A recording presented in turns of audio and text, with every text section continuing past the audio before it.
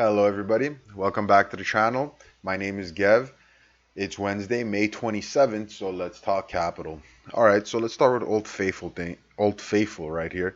And I just want to break down to you guys why the market has defied logic basically and continue to move higher, even with bad news and everything coming through, right? So basically, what I had put in the back of my head is if we actually do break above 3,000, then I'm gonna have to go back and reassess my standing on the market because my short target was 3K. We were looking at the 200 daily moving average at 3K.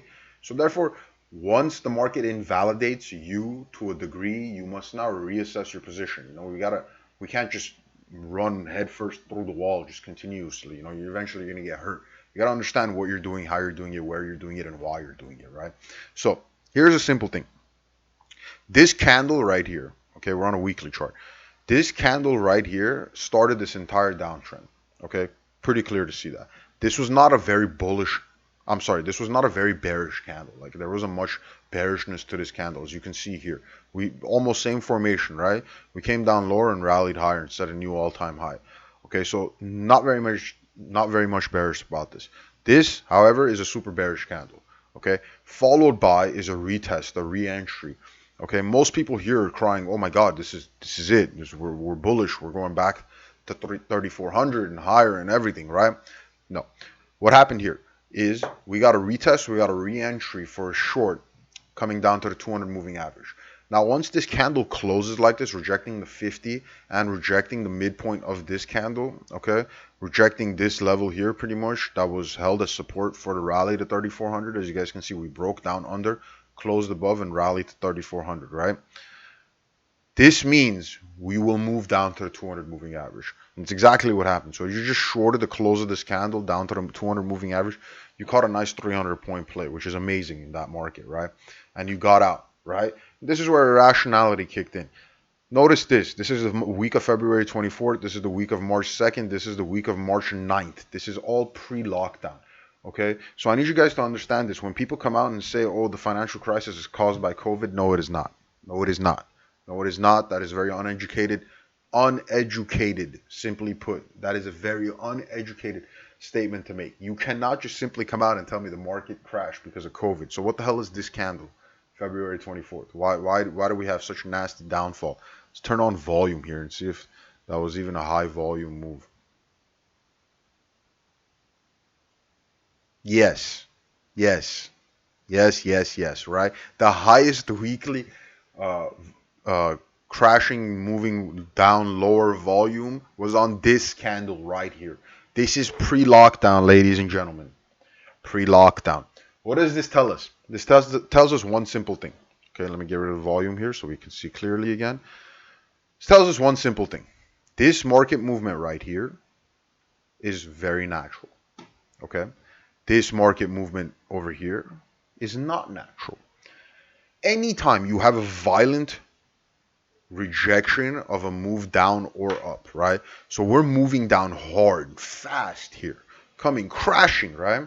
And what happens on the week of March 23rd, literally 1 week after the lockdown was announced, right? So we are balls deep in the middle of the COVID situation with the quarantine announced, with unemployment kicking in, people getting fired, drastic changes happening everywhere, right? The market rallied hard, put down a piercing pattern, and shot back up.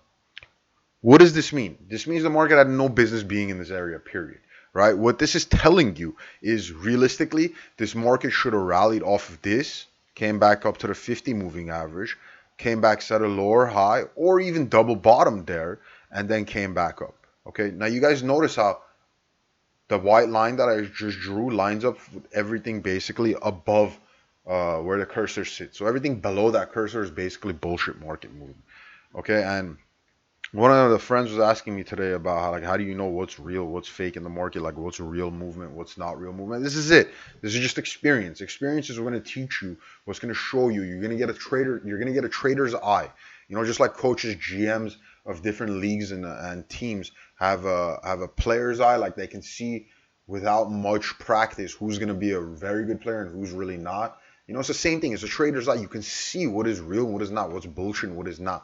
This is why I wasn't buying down here. Russell would have longed the shit out of the market down here. Why didn't I do it? Why didn't I do it? Because it didn't make any sense. What were we doing down here in the first place, right?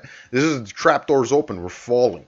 You can't get in on a falling knife. You gotta wait for a rally or re-entry, right? We still have not gotten that weekly 200 moving average re-entry, and that is the only time I will re-enter this market. Let me make that very clear. On the long side, on the short side, we might get possible re-entries along with what I'm about to show you guys. So where the market is going right now is back up to the wick. Simply put, we're in an uptrend, up channel. The next contact of this is somewhere between this red channel. That next one is the next contact with the up channel is 31.30, between that and 32.20. Okay, and why did we pick those areas? Top of the wick, rejection sending us massive crash down lower, and support for the rally higher to 3400, the ATH, right? This is where the next scenario is going to unfold. Now, are we going to reject that? Are we going to hold it? Are we going to move higher? Are we going to push through it? I don't know. We can't make that decision until we get there, right? But I do know this. Yesterday, we talked about how this was not rejection enough for us to short this market. And lo and behold, this is where we are today, right? This was not enough rejection for us to short this market. A 20-point move lower on a daily close to reject that. This is not rejection. That was not rejection. Okay, when you want rejection, when you get a candle like this here, that's rejection. All right, and what did the market do? Push down lower and volleyed off of the 200. Okay, so what is this now telling us? At least 3100 is in play, at minimum, right? And realistically, we're most likely going to hit 3139 before this market starts going down lower. Now, in a straight line up, we could go as high as right now is about 3165 before we reject and come back lower. Tomorrow should be, honestly, a very bullish day for S&P 500. We have unemployment claims coming out. They're expecting 2.1 million. We've beat expectations every week so far, so I'm assuming we'll beat this week too. But even if we get it right at expectation, we're looking at 41 million people unemployed now in America, and the last time we saw this was Great Depression. So something just to take into account, right? And every time we've had unemployment claims coming out, market has rallied. So no reason to think something the opposite is going to happen, right? Market will rally. And that's basically going to be the push up for the week. Should close somewhere around 3,100 for the week. Maybe we touch it and come back down. We should close up there though. Bitcoin is getting ready to close the daily candle in 1 hour here. So let's go over and go to this guy. So again, we're in an up channel, and you guys can see the up channel is holding, right? We bounced basically off of that.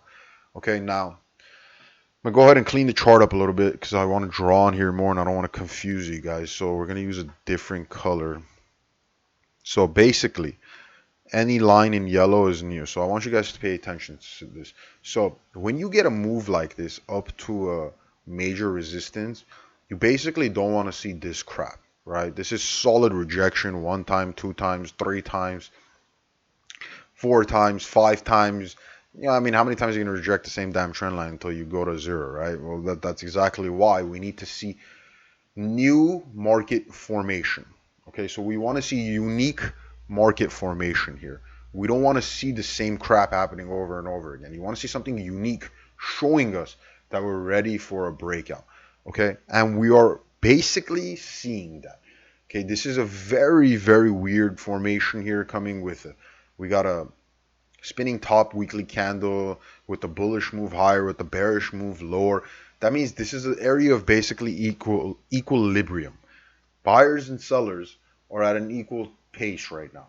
Okay, nobody really has control of the market, and that's exactly what you want to see in this area. Now, bulls obviously eventually need to take control of the market for us to move higher, and that's exactly what I'm going to show you guys now and why we're going to use a different color here. So if we take this yellow line and drop it here, we can even move it up higher, and I'll show you guys how on the 4 hour this looks a little bit better. But this is basically what we're looking at, right? So we're using this entire level of support. So this rejection, this rejection, this rejection, and finally a break above is now being used as support, which is exactly what we want to see, right? If we go down to the 4 hour, you guys can see how even clearly this is holding as support. We can move this down a little bit because I wanted it to be, yeah, just about there. Just about there. And you notice it's not always going to touch exactly, but look at this massive crash, right? And you attempt again to get under, and then you attempt again to get under and rally hard and get rejected by what? Our level of rejection of here, okay? Our level of resistance. Okay, we got rejected one time, two times, three times, four times, five times, six times, and came back. We've had now support on this level one time, two times, three times, and four times.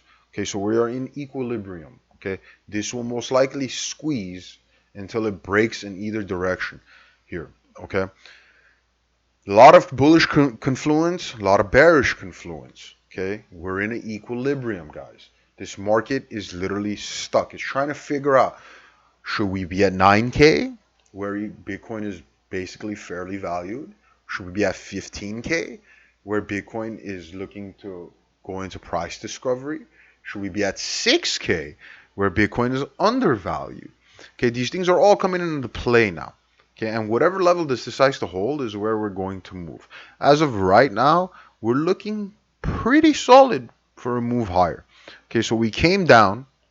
We had a bullish spinning top along with a smaller spinning top. What I like about this spinning top is not only is it at the bottom of a downtrend, it's at a higher level than our original low, which is what pushed us higher today, right? So as of now, Bitcoin's trying to figure out market direction. And let me tell you guys something at the risk of, sorry about that, at the risk of shooting myself in the foot here. We had an M formation here. M for murder, double top, either way you want to put it, right? We had one top, two tops, fail break, 10K, massive resistance level, psychological number, and you have a double top, and we failed to get above, right? Technically, this should be a massive, massive bearish scenario, right? Like this thing should already be at 7,500 realistically. That's what you would assume, okay? Now, the fact that it isn't is more bullish than bearish, simply put. Okay. Now, what could be happening is almost this exact formation here. However, this wasn't a double top. This is what makes this very interesting. Is notice we never broke out above the trend line. We broke out here twice. Okay, so we've basically poked a hole in this trend line, making it weaker. I believe on this third attempt, it's not going to be right now. It's going to be later today. I mean tomorrow, excuse me. The daily candle is going to close and we're going to move in tomorrow for this. Okay, I believe this third attempt, once we get above, we will stay above. Okay, however, if we break down lower, make no mistake about it, our only first target is 7,500. Okay, you're looking at 7,500. There really makes no sense to look at anything lower than that. But as of right now, we're holding the uptrend. We're holding this symmetrical triangle we're moving inside of. So there's no reason really to be bearish. We're more neutral right now. Very neutral on Bitcoin, if we're being completely honest. We're neutral, long-term bullish. Short-term, neutral. Realistically, I'm very neutral on this guy right now. It could break lower. It could. I'm not going to take that off the table. You can never do that with Bitcoin. But very neutral right now. Okay? Let's go to gold. So gold, if you guys remember yesterday, we talked about how we were looking for 1700 or even a little poke under to get in. I actually did say 1705 also. What happened here is this. Lesson for everybody is this. You can't make every trade. You can't catch every move. All right. So me and one of my friends who also does this full time, we were talking about yesterday how probably the greatest entry in the world would be somewhere around 1697. Okay, 1697, you get an entry and it will probably pull up and put a bullish hammer. Didn't put up a bullish hammer. It did, however, put up a big doji, high wave doji candle, which pretty much shows at least at minimum a short-term reversal. Gold will be pushing back to 1726. I did not enter. Okay, this is one of those lessons where you can't enter every trade. I was asleep. I stayed up until 5 a.m.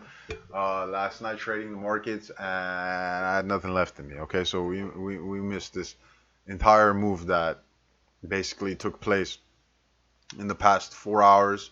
I did wake up way too late, missed the move.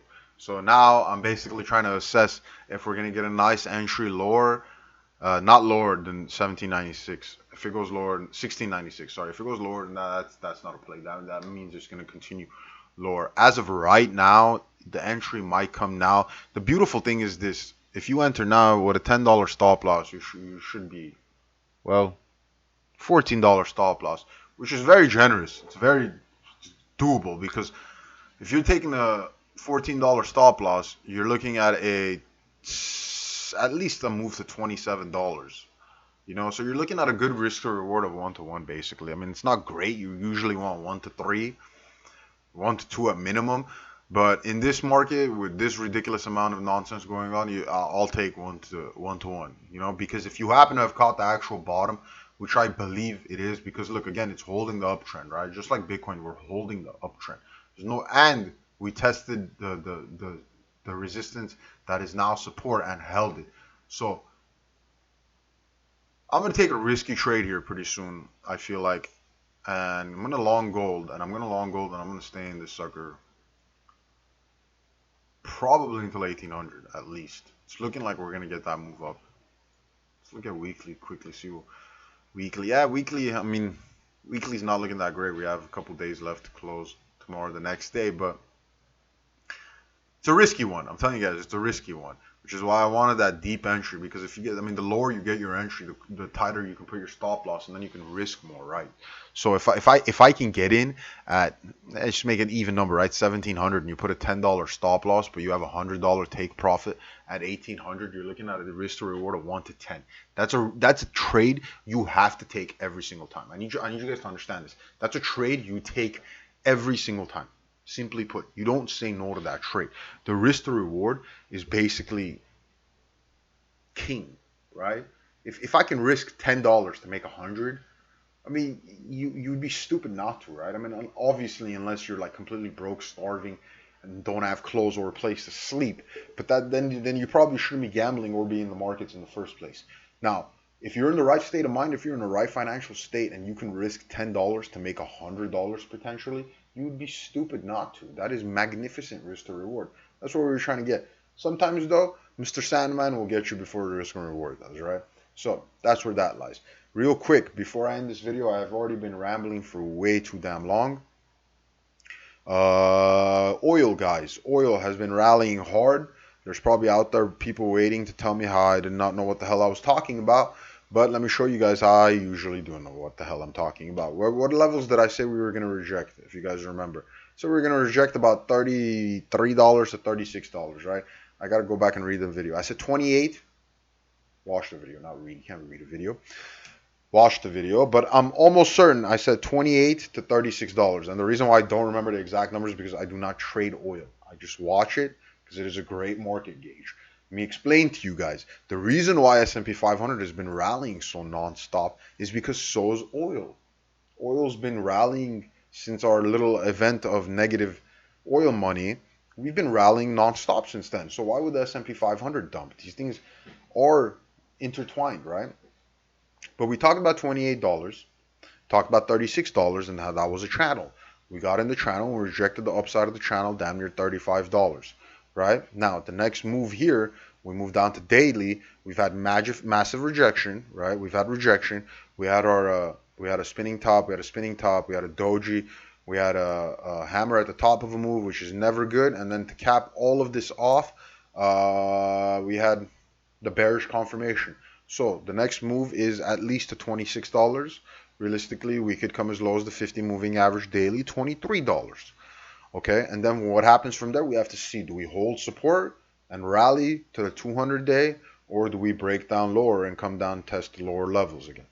Okay, now it's a wait and see, right? It's a wait and see. So we got to see what's happening there. That's about it for today's video, guys. Tomorrow I'm gonna do the as promised but never delivered video.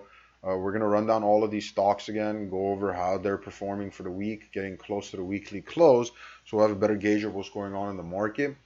But as far as for today, that's all for me. Thank you guys for watching as always. Please like and subscribe, leave a comment, let me know what you think about the market, and I'll come back tomorrow to give you guys a rundown of all the stocks. Thank you guys. Have a good day.